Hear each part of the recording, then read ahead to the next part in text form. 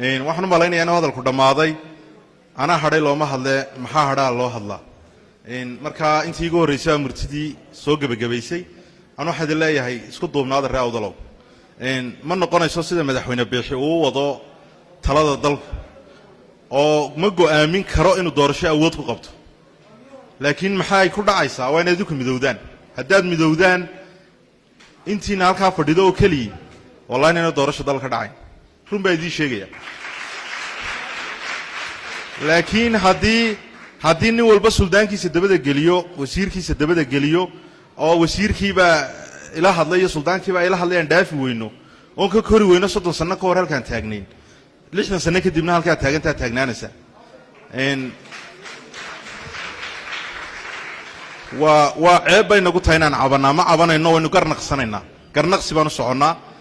waxaan leenahay war waan garnaqsanaynaa beelaha somaliland degan waxaan leeyahay waan garnaqsanaynaa muuse biixina waxaan leeyahay madaxweynaha somaliland baa tee dhex ka ahow oo yana dhinaca reerkaaga ha raacine somaliland baa waxeedii kala doonaysa gobollaa kala doonaye xukuumaddu waa inay dhex ka ahaataa haddii ay dhab tahay oo dawlad jirto dhalinyaro waxaa idin leeyahay halka ay maanta marasaay waa meeshii ugu wacnayd may dhicin in dareen iyo dadnimo iyo dhiig isku keeno oo intan ileego meel soo fadhiisata inaad ka korteen baan u malaynayaa luuqyadii iyo qolalkii madoobayna lagu kala xidhay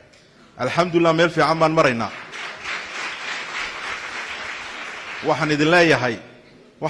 awooddiina muujiya rag badan baa la isku joojin maayo hargeysa burco ka soo leh kolley kaadaa loo soo cabaad maqashaan ha baqanina kuya cabsiye waa idinka ee kalsooni qaba nin baa lagu yidhi geesinimadu waa maxay markaasuu yidhi waa in yarood cagaar dhulka ku sii hayso waa in yar cagaar dhulka